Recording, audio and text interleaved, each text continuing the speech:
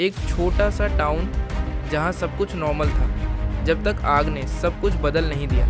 एक बाप जो अपने बेटे से दूर होता जा रहा है, और एक आखिरी मौका उसे सही करने का, और एक सफ़र जहाँ जिंदा बचना ही सबसे बड़ा चैलेंज बन जाता है। पैराडाइज नाम के एक छोटे से टाउन में केविन स्कूल बस चलाकर बच्चों को घर छोड़ता है।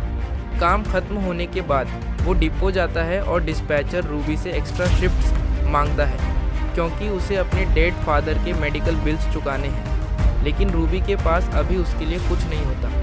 घर पहुंचते ही केविन को वेट का कॉल आता है, जहां उसे पता चलता है कि उसके डॉग का कैंसर काफ़ी फैल चुका है और अब उसे अलविदा कहना पड़ेगा। ये सुनकर केविन टूट जाता है। घर के अंदर उसकी माँ बताती है कि उसका बेटा शॉन स्कूल नहीं गया। केविन गुस्से में उसे डांटता है, लेकिन शॉन कहता है कि वो बीमार है और लाउड म्यूज़िक चलाकर उसकी बात इग्नोर करता है। गुस्से में केविन चिल्लाता है और तब शॉन के मुंह से निकलता है कि वो अपने बाप से नफरत करता है और चाहता है कि वो मर जाए। ये सुनकर केविन अंदर से टूट जाता है और चुपके से रूम छोड़ देता है। उस दिन केविन अपने डॉग को वेट ले जाता है और उसे अपनी बाहों में पकड़कर उसे लास्ट इंजेक्शन दिया जाता है। ये मोमेंट उसके लिए इमोशनली बहुत भारी होता है।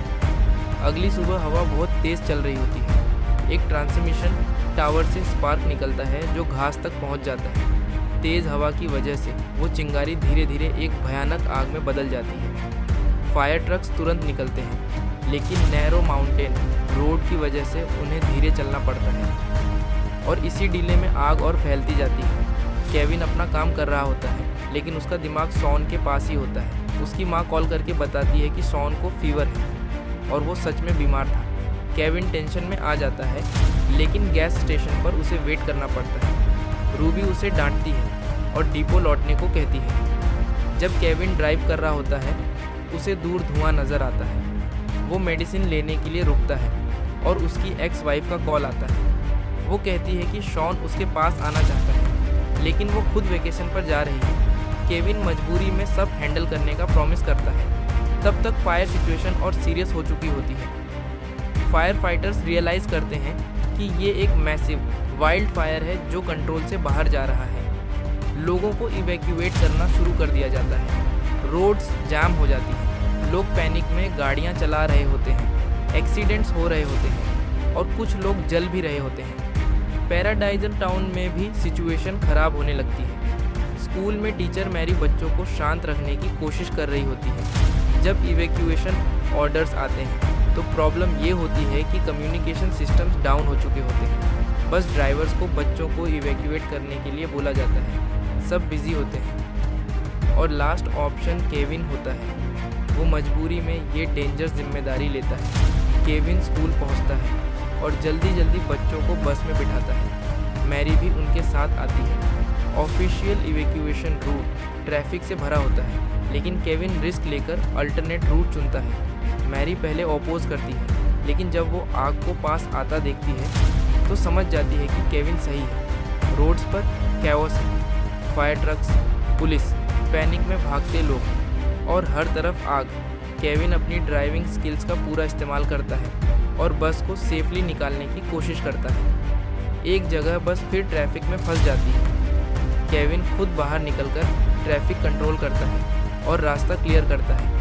धीरे धीरे वो आगे बढ़ते हैं, लेकिन हर जगह आग उनका पीछा कर रही होती है। एक मोमेंट पर उन्हें लूटर्स मिलते हैं जो बस को रोकने की कोशिश करते हैं। केविन और मैरी बच्चों को प्रोटेक्ट करते हैं और वहाँ से निकल जाते हैं। हीट इतनी ज़्यादा होती है कि बस के अंदर सांस लेना मुश्किल हो जाता है। मैरी पानी ढूंढने बाहर जाती है और रिस्क लेकर बॉटल्स लेकर वापस आती है। तभी एक एक्सप्लोजन होता है और सबको लगता है वो मर गई, लेकिन वो वापस आ जाती है।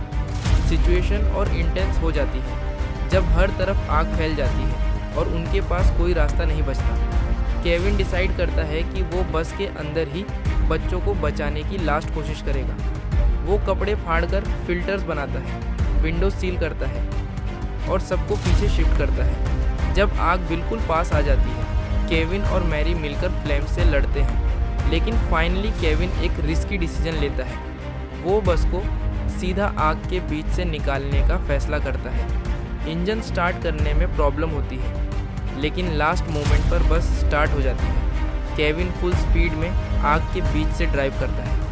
हर तरफ अंधेरा, धुआं और फ्लेम्स होती हैं, लेकिन वो रुकता नहीं। कुछ डरावने मिनट्स के बाद फाइनली बस सेफ एरिया में निकल आती है। सब बच्चे रो पड़ते हैं क्योंकि वो जिंदा बच गए होते हैं। इवैक्यूएशन सेंटर पर पेरेंट्स अपने बच्चों से मिलते हैं। केविन अपनी माँ को सेफ पाता है, लेकिन उसका बेटा शॉन उसकी एक्स वाइफ के साथ चला गया होता है।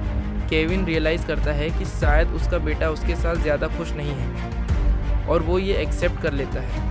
कुछ दिन बाद केविन अपने जल चुके घर को देखने आता है। सब कुछ खत्म हो चुका होता है, सिर्फ राख बची होती है। लेकिन उसे एक पुरानी फ़ोटो मिलती है, उसकी और शॉन की। तभी उसकी एक्स वाइफ वहाँ आती है और शॉन कार से उतरकर केविन को हक करता है।